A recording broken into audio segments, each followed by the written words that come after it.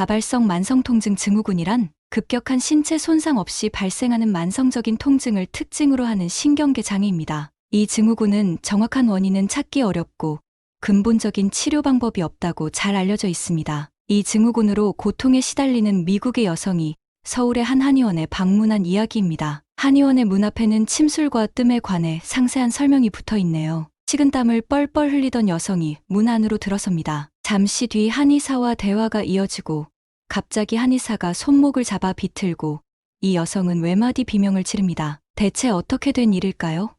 안녕하세요. 감동박스입니다. 여러분들의 구독과 좋아요는 영상 제작에 큰 힘이 됩니다. 오늘도 도착한 사연 박스 열어볼게요. 해당 사연은 미국에 사는 엠마 씨의 이야기와 커뮤니티 내용을 바탕으로 재구성하였습니다. 안녕하세요. 저는 미국에서 태어난 엠마라고 합니다. 저는 미국의 자동차 부품 생산 기업에서 운영팀 직원으로 일하고 있었습니다. 저는 주로 회사 전반적인 운영, 업무와 팀원들과의 커뮤니케이션에 신경을 쓰며 하루하루를 보내고 있던 평범한 사람이었어요. 하지만 저에겐 주변 동료들은 모르는 비밀이 하나 있었습니다. 저는 어릴 적 우연한 교통사고로 인해서 제 인생은 완전히 달라졌어요. 사고 이후 병원에서는 가벼운 타박상이라며 간단한 치료를 권했고 저도 크게 불편함이 없었기 때문에 그런 줄로만 알았습니다. 하지만 1년 정도가 지나 제가 중학교에 입학했을 때부터 이상하게 매일 아침만 되면 제 다리에 타는 듯한 통증이 조금씩 생기기 시작. 통증은 매일매일 반복적으로 나타났고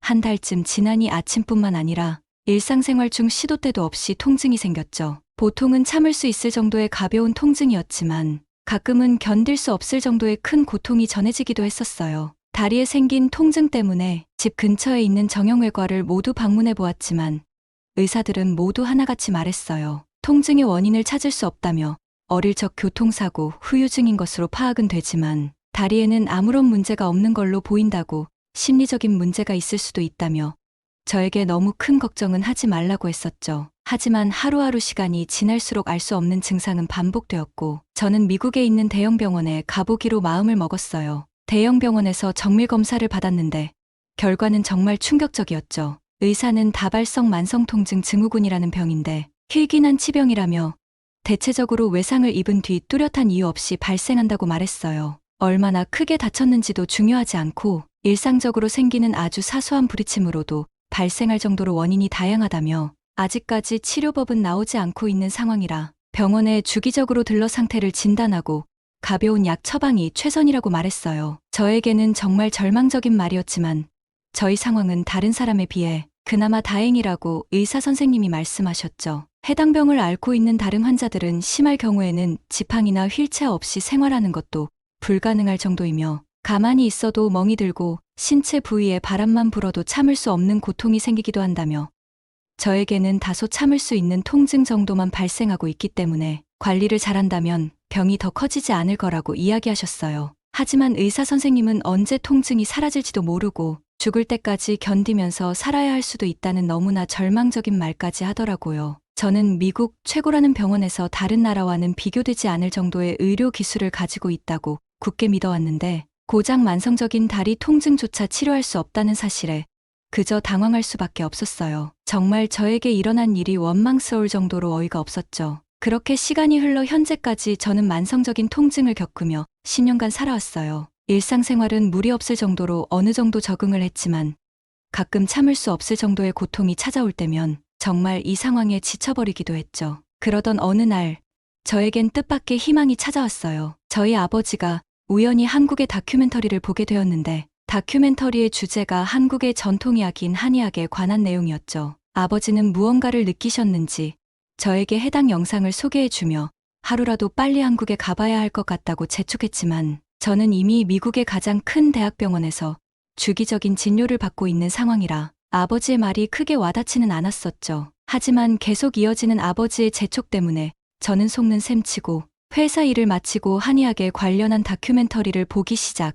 처음에는 그저 신기한 동양 의술 정도로 생각하고 있었지만 얼마 지나지 않아 저에겐 알 수 없는 감정이 생겼어요. 영상에선 뾰족한 침을 사람의 몸 구석구석에 놓는데도 사람들은 전혀 아파하지 않았고 오히려 침을 놓는 치료를 하고 나서는 하나같이 정말 건강하고 행복한 얼굴로 일어나는 모습이었죠. 환자들은 대부분 노인들이었는데 모두들 신체의 통증 때문에 침을 놓는 의료 시술을 받는 상황이었죠. 저는 호기심이 차올랐어요. 혹시 한국에 가서 내가 해당 치료를 받는다면 내 병이 치료가 될지도 모른다는 생각이 들었죠. 저는 무언가에 홀린 듯 한국에 한번 가봐야겠다고 생각을 하며 한국행 비행기 티켓부터 당장 끊어버렸었죠. 하지만 한편으로는 괜한 헛걸음을 할 수도 있겠다는 생각이 들었어요. 지금껏 평생 달고 살았던 만성적인 통증을 과연 한의원을 간다고 치료가 될까?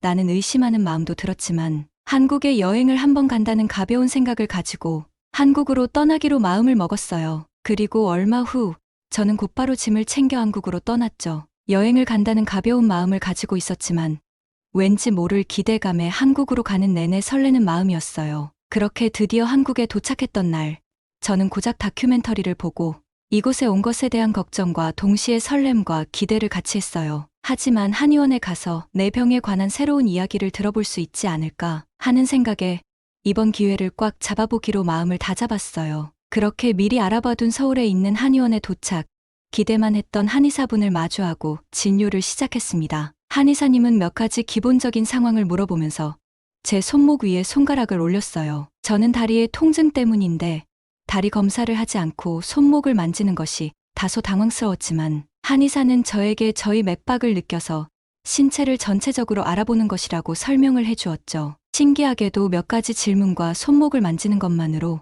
저희 생활 습관과 전반적인 식습관까지도 모두 알아보시는 것 같았어요. 전문적인 장비를 사용하지도 않았는데 한 번에 저에 대해 알 수 있는 것인지 저는 정말 신기했어요. 그렇게 한의사분과 몇 마디 대화를 더 나눈 뒤 바깥쪽에 있는 치료실로 저를 안내해 주었습니다. 해당 공간에는 작은 침대와 정형 외과에서 볼 법한 몇 가지 치료 장비가 있었죠. 한의사님의 지시에 따라 종아리를 걷어올리고 침대 위에 반듯하게 누웠어요. 누워있는 상태로 몇 차례 제 몸의 맥을 짚으시더니 다큐멘터리에서 봤던 뾰족한 침 몇 개를 꺼내셨죠. 영상에서 보던 걸 실제로 하게 된 저는 살짝 긴장이 되기 시작하였습니다. 그렇게 한의사님은 제 다리에 몇 개의 침을 찔러 넣으시더니 조금 더 짧은 침 몇 개를 꺼내 들어서 제 귀 주변과 손등, 그리고 배에 침을 놓으셨어요. 저는 다리가 아픈 상황인데 전혀 다른 곳에 침을 놓으셔서 굉장히 당황하며 혹시나 내가 잘못된 치료를 받고 있는 건 아닐까 하는 걱정이 더욱 긴장되었죠. 그러자 한의사님은 침을 맞을 때 힘을 주면 좋지 않다며 저에게 긴장을 풀라고 말씀하셨어요. 그리곤 제 표정을 보시고 제가 하는 걱정을 한 번에 알아채셨죠. 한의사님은 우리의 신체는 모두 연결되어 있기 때문에 다리가 아닌 다른 부위에 침을 두는 거라고 말씀해 주셨어요. 저는 한결 나아진 상태로 한의사님을 완전히 신뢰하며 모든 긴장을 내려놓았어요. 그렇게 긴장감과 싸우고 있던 제가 문득 깨달은 것은 이전엔 느끼지 못한 편안함이었어요. 고작 침 몇 개를 꽂았을 뿐인데 마치 거짓말처럼 다리의 통증이 완화되었죠. 완전히 사라진 건 아니었지만 제가 미국에서 처방받은 약을 먹고 물리치료를 받고 나서 사라진 통증과는 전혀 다른 수준이었어요. 여태까지 어떤 치료를 받았어도 통증은 완화되지 않고 평생을 달고 살아왔었는데 단 한 번의 침술 치료로 인해서 통증이 완화되다니 저는 이렇게 몇 년간 치료를 받으면 병을 완전히 물리칠 수도 있겠다는 희망이 머리에 스쳐 지나갔어요. 정말 믿기지 않는 경험이었죠. 그렇게 침을 꽂은 채 한 20분 정도 침대에 누워 있었어요. 20분 정도 지나고 한의사님이 저에게 혹시 한국에 얼마 동안 머무르는지 물어보셨어요. 지금은 가벼운 침술 치료를 할 수밖에 없지만 몸 상태를 조금 더 살펴보고 몇 가지 진료를 더 해보고 나서 한약도 처방해 줄 수 있다고 하셨죠. 당장은 통증을 완화하는 방법밖엔 없지만 한약을 먹으며 장기적으로 치료한다면 이전보다는 훨씬 편안한 일상생활을 할 수 있을 거라고 말씀하셨어요. 저는 침을 맞는 치료도 이 정도인데 한약이라는 건 얼마나 대단한 효과가 날지 엄청난 기대감에 휩싸였어요. 한의학에 대한 호기심이 생겨 한의사님에게 몇 가지 질문을 했어요. 한의사님은 제가 이전에 들어본 적이 없는 제 통증을 완화하는 다양한 한의약재와 효능을 설명해 주시고 이 약재들은 대부분 식물에서 추출된 것이라고 알려주셨어요. 이런 것들을 그냥 먹는다고 약효가 있는 건 아니라 환자에 따라 약재의 대상, 사용량, 조합 등을 결정하는 것이 치료의 핵심이며 이를 위해 환자의 상태와 증상을 철저히 분석하는 것이 필요하다고 말씀하시며 한국 일정이 끝날 때까지 매일 방문해 달라고 하셨어요. 한의사 선생님의 말씀을 들은 저는 아픈 몸과 마음이 한국에 오기 이전보다 상상도 할 수 없을 정도로 편안해졌어요. 그렇게 한국에 머무는 일주일간 저는 매일 한의원에 방문해서 침을 맞고 물리치료를 받았어요. 놀랍게도 매일 아침이면 시작되었던 다리 통증은 이틀에 한 번 꼴로 증상이 완화되었고, 한국 여행 중 단 한 번도 제 다리에 큰 통증은 찾아오지 않고 조금 불편한 정도의 통증만 남게 되었어요. 그렇게 한의원에서 처방받은 3달치의 한약을 가지고 저는 미국로 돌아왔습니다. 미국 생활 얼마 후 저는 침을 주기적으로 맞지 않아서 병이 악화될까 하는 두려움은 있었지만 한약을 매일 먹은 탓인지 다리의 상태는 괜찮았어요. 치료를 해주신 한의사님과는 주기적으로 소통하며 치료를 위해 한국행 일정을 1년에 한 번씩 잡아놓은 상황이에요. 지금은 미국에서 예전과 같이 회사 생활을 하고 있지만 회사 동료들과 수다를 떨다가 누군가 몸이 아프다는 말만 나오면